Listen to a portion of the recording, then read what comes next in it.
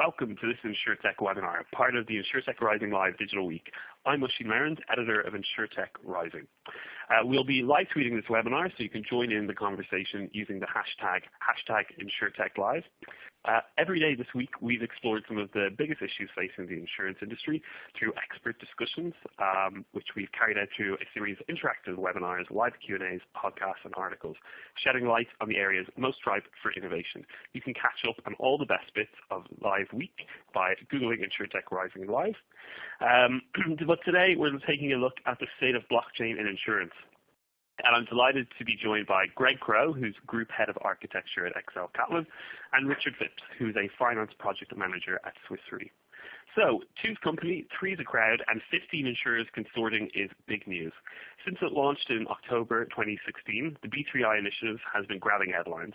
But how are things progressing? We're catching up with Greg and Richard to talk all things blockchain, B3I, and beyond.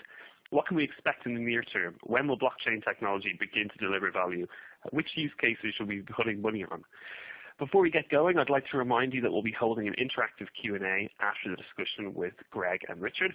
So if you have any burning questions that come to mind during the presentation, feel free to send them through using the Ask a Question button at the bottom of the screen. So with all of that out of the way, Greg, what is B3I and what is it trying to achieve? Oisin, thanks very much for that and your great introduction. So B3I started back in October, originally with 5 members and quickly expanded out into 15 members. So we have now a global spread of insurers and reinsurers that have come together that are really trying to, with the real aim of exploring the concept of distributed ledger technologies in insurance, right? So, and bringing together that group of 15 insurers and reinsurers, it gives us a great chance to exchange views on blockchain and its kind of constituent technologies like smart contracts and cryptography, and develop primarily the aim of the consortium is to develop a proof of concept and to actually test to see whether we can drive some value. So obviously the consortium itself believes there is value in blockchain and believes there is a use case here. And what we're going after in this proof of concept stage, which is running until July, is that the contract setup and then kind of settlement process between insurers and reinsurers. So that's where there's a reinsurance contract being written.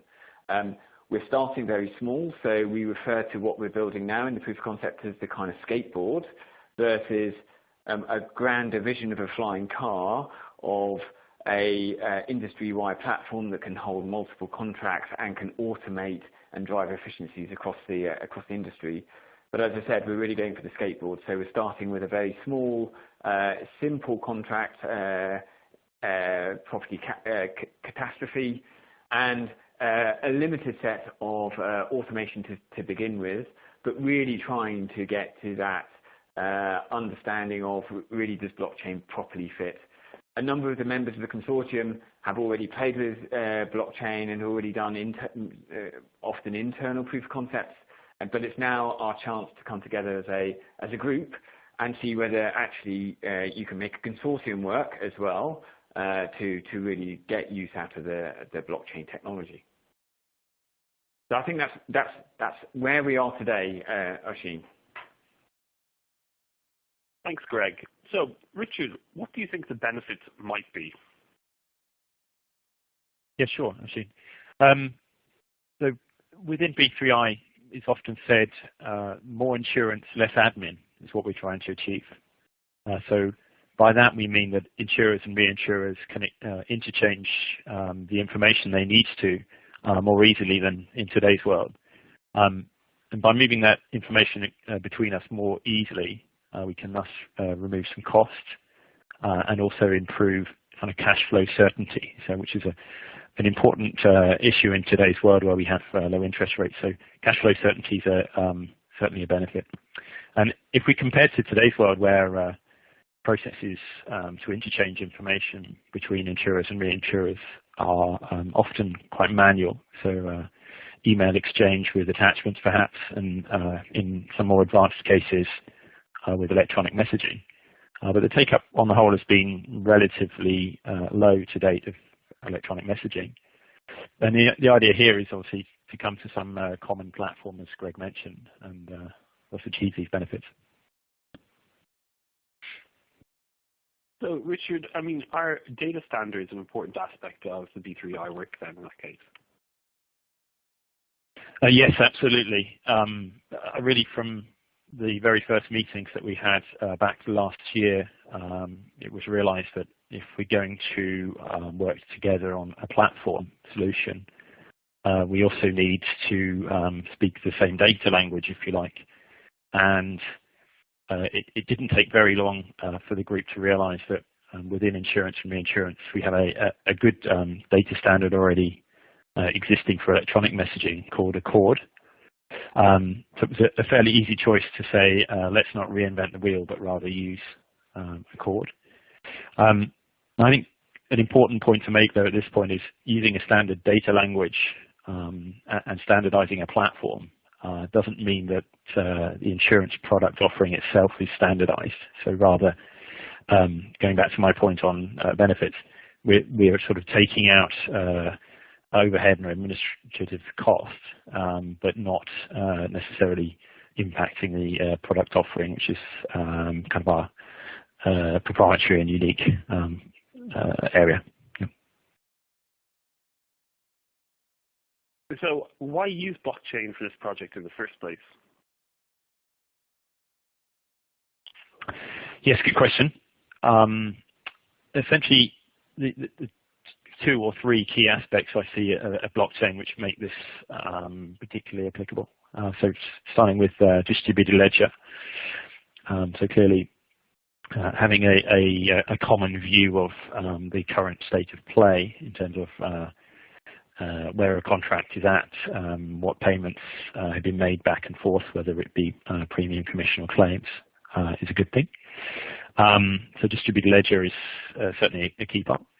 Then if we move on to the smart contract aspect, so the idea of encoding contract logic within a system that is agreed up front is a very good thing. So that's something that comes together with blockchain. So we'll be using smart contract aspects. And I guess lastly, as Greg mentioned, the cryptography kind of side of things where from a security perspective, we're in a good place. Clearly, the data which is being exchanged between parties needs to be kept secure and private. And so that's one of the other important aspects. I guess one last point on why use blockchain. It's actually quite interesting that the excitement around the blockchain subject has actually enabled sort of people to open doors effectively to more senior management attention. And obviously, once you get the senior management attention, there's the more possibility of getting funding for such projects.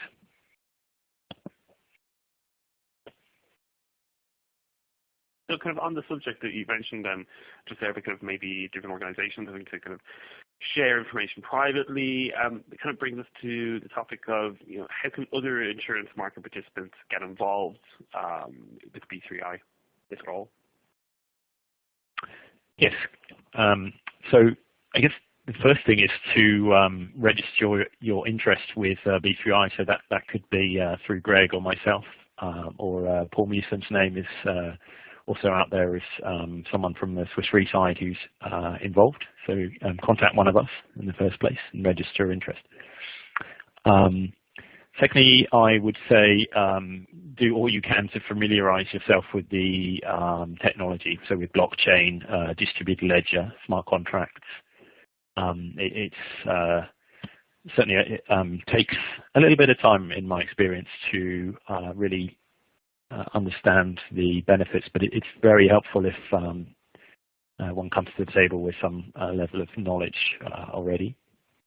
And then lastly, as we move through the July timeframe, there'll be an opportunity for market participants to work with us on testing, sort of beta testing during the third quarter. So, I mean, obviously when you're dealing with, 15 different organizations and trying to kind of collaborate around kind of a maturing technology like blockchain, there must be challenges. So, I mean, what recent challenges has the B3I group had to deal with, Richard? Yes, I mean, it's been one of my stories over the past weeks that working with 15 companies, even in a traditional technology space, would be challenging. Sometimes even internal projects are very challenging. So good that you point out, working with 15 firms together, that brings its own challenge, let alone new technology and process changes. But to speak to some specifics, I guess on the product development side, certainly a challenge, and again, this is common to many projects, is to ensure that the scope we're going after is relevant and sufficient. But at the same time, it needs to be something that's achievable in this 3-month development timeframe. So clearly that is a challenge, and the way we've gone about dealing with that challenge is to kind of delegate the business requirement ownership to a very small representative group from the 15 firms. And this enables then the user stories to be kind of more easily put together. Also, feedback is more easily given if it's just through a very small group. And at the same time, we then, during development sprints, have the opportunity to demonstrate the functionality to the wider group and the 15 firms in the entirety. But on a day-to-day level, this small group to make decisions. I guess another challenge, aside from, or it's related, but is that B3I is not just focused on developing a prototype product over this time frame, but also there's a need to think about next steps, for example, and think about what this might mean both on a technology level, regulation level, etc. So there's this sort of challenge that there's an expectation to develop a prototype product and demonstrate it, but at the same time, it's also important that we address some of these other key issues at the same time, so that when we're able to demonstrate publicly, we have thought about plans and next steps. Yeah. Thanks, Richard. So kind of thinking maybe a little more about the specifics of what it is you're developing. Greg, there's obviously a lot of interest around the concept of smart contracts. When it comes to B3I and the current work you're doing, how smart will those smart contracts be? Yeah, that's a good question, and I think in the first instance, not as smart as we would like them to be, I think is the reality, and that's the reality of a proof of concept. And I think that's going to be the ongoing challenge, which is how over time do you make those contracts smarter and smarter. And part of that, well, most of that is less about the actual technology. More is about how do we work as an industry and how do we come to some industry standards in terms of interpreting contracts and coming to some common ways of implementing some of these contracts. So I think some of it is tech, but there's a lot about how we work as an industry. And one of the learnings we're already getting from B3I is it's creating a forum for an industry conversation that otherwise would have been more difficult to have. So it's a real benefit. But yeah, absolutely, there's a lot of work in turning what are very complex contracts today into something that's smart and therefore can be executable. So personally, I see that as a journey. you start off relatively dumb, and you get smarter as you go. Interesting. So it'll be interesting to see how that kind of develops, and you know, kind of what kind of speed we go from dumb to smart. So I mean, kind of thinking then also about the participants of the B3I. I mean, you know, obviously you kind of get the you know, the kind of bigger insurance brands kind of come to mind immediately. But I mean, what about brokers and their role in the B3I consortium? So to date, we don't have any brokers in the consortium, and that was a conscious decision right at the beginning to keep the number of different types of party in the consortium just to insurers and reinsurers, purely to try and drive some simplification in terms of the POC and initial conversations. However, just to be very clear, that was always a temporary measure, right? So very much now we're starting to think about how we have a broader conversation with the broking community. How do we engage them? Their input is hugely important into taking a proof of concept and then moving it on. So very much starting to actively engage that broker community where we can, and really start to think about how this would work from a broker perspective. And clearly we expect a quite significant number of the benefits to also to benefit the broker, not just the insurer and reinsurer. So we see a big benefit there to the brokers. So we started off without brokers. That's not how we mean to go on, for sure. And that conversation is starting, and as Richard alluded to, as with other members, we were starting to talk to some of those brokers about how they might get involved in the testing, and longer term, how do we get them into the consortium, frankly. There are still practicalities that we need to work out in terms of how does the consortium form going forwards. At the moment, it's a pretty loose arrangement, and that can't carry on as we start to get more serious. So there's some practical things that we need to work out of how to run a consortium and those kind of things. So those need to work out, but absolutely those conversations with brokers are now starting. So I mean, if you were to begin those kind of conversations with brokers, and you were to give them an overview of the lessons that you've learned so far through B3I, I mean, how would you position those? So I think there's definitely lessons learned about running the consortium itself. Some very positive ones in terms of there's a very collaborative feel to the consortium, very much a willingness and from the existing different parties, a willingness to really take this seriously, and quite a alignment in terms of view of the value of blockchains. So that has been great, and we need to continue to drive that.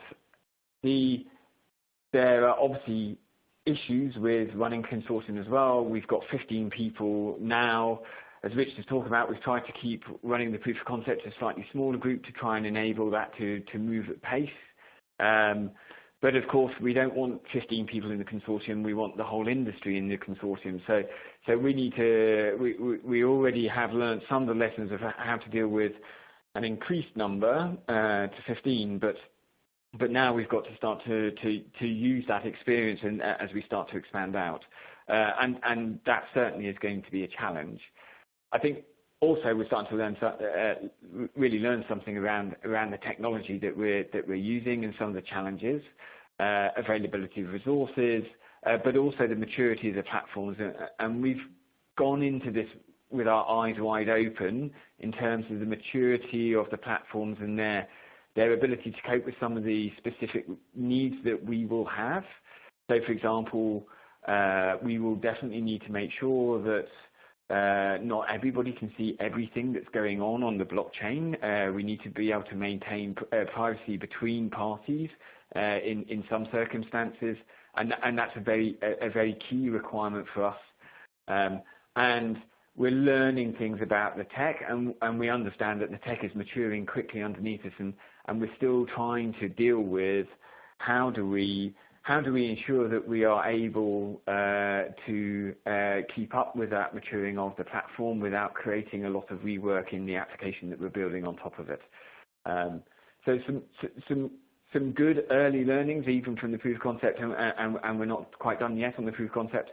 Of course, as any good kind of development like this, we're about to go into a lessons learnt phase to really try and dig into what's happened, and as we start to look to build out, assuming that we push the button on a production system, then we'll be looking to take those learnings into that production system build out.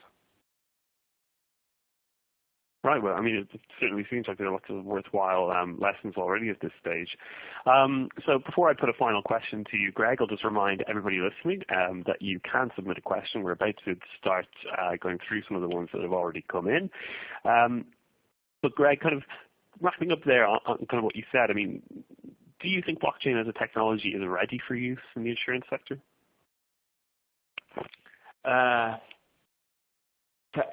So I'm an optimist. As a technologist, so I think the answer is yes. I think there are certainly certain use cases within insurance that it definitely fits well. Less convinced in some other places. So I do think the reinsurance market is a very good use case for blockchain. Certainly. Is it absolutely ready? Is the technology ready for prime time right now? I would say there are definitely challenges.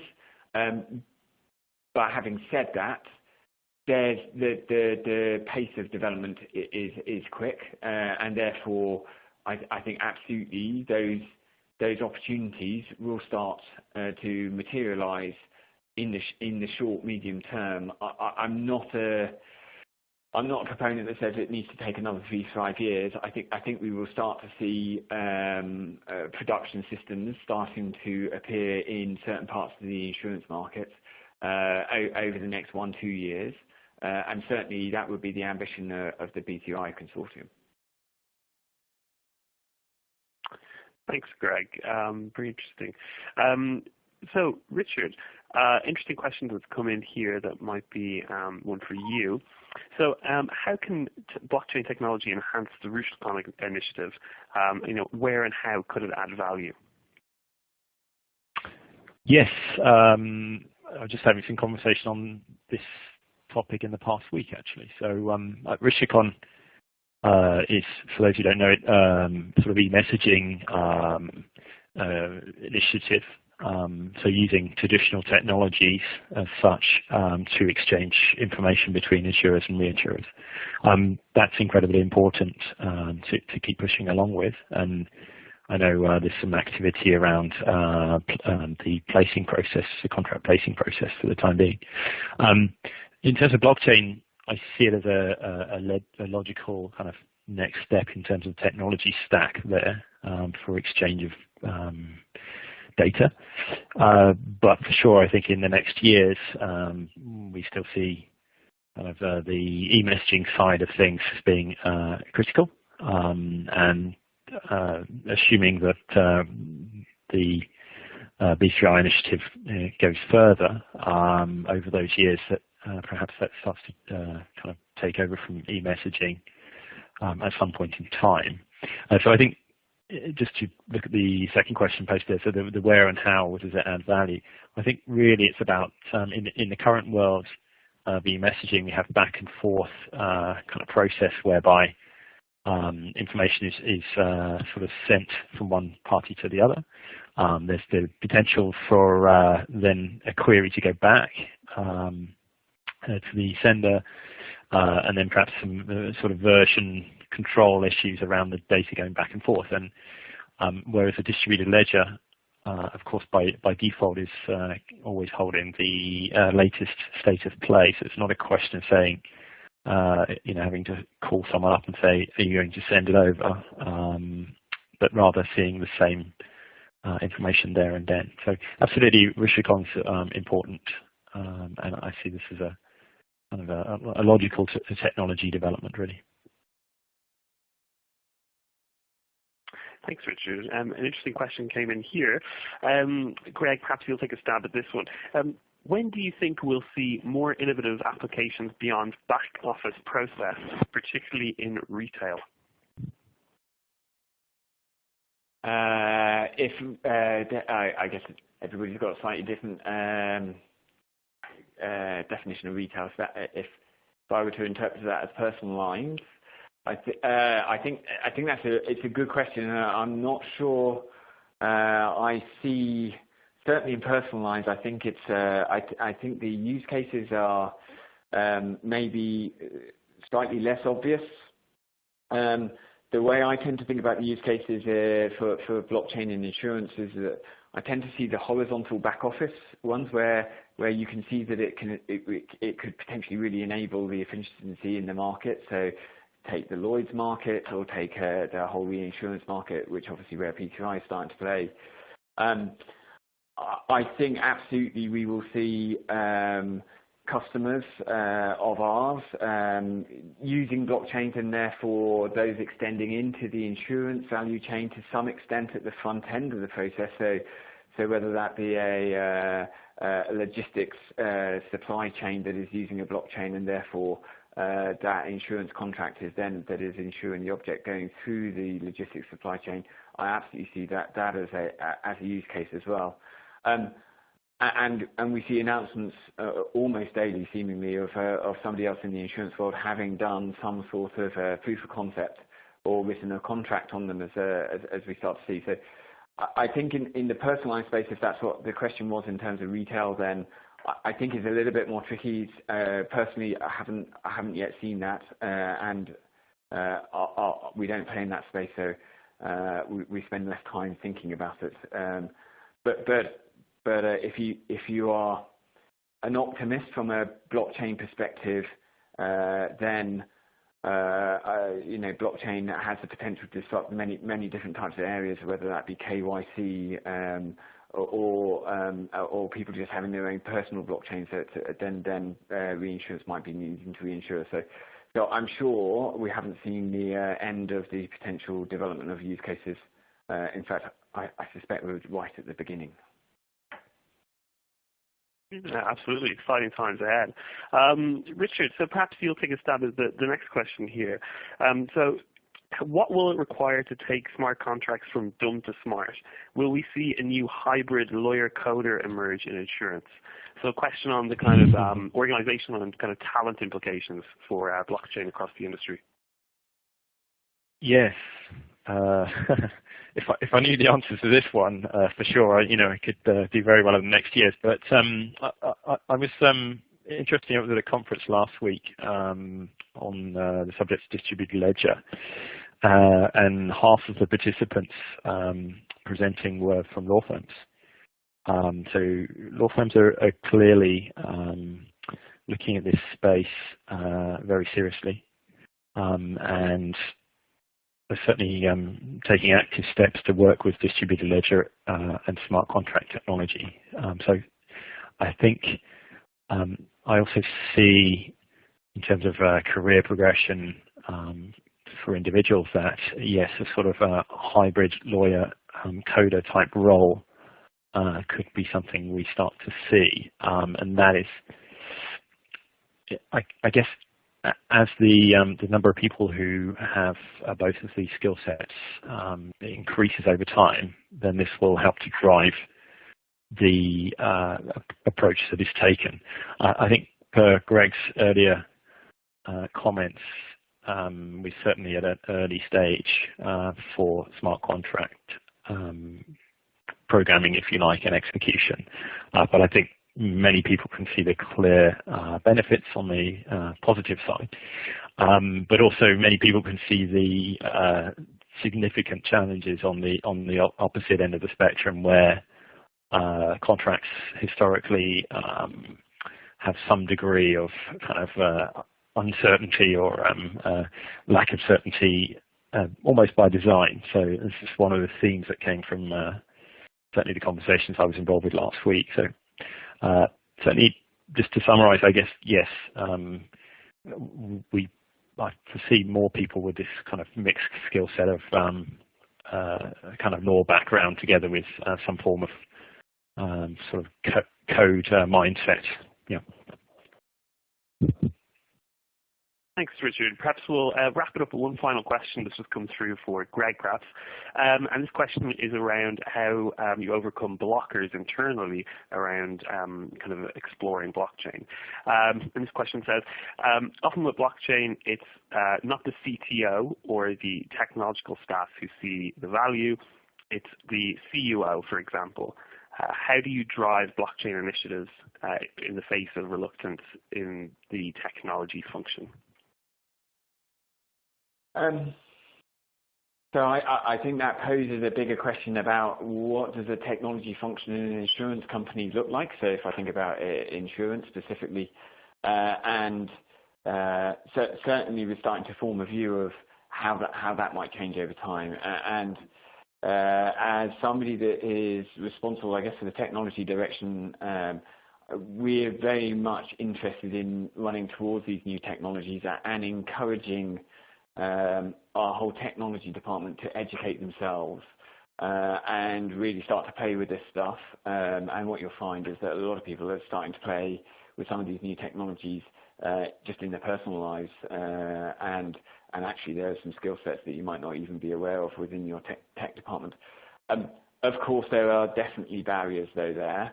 And it is really a question of educating people and getting, or at least our view of getting the tech department ready to be able to actually take these what are today new technologies on board, so that they're just another toolkit in their normal toolbox, and therefore that they get quite comfortable with them.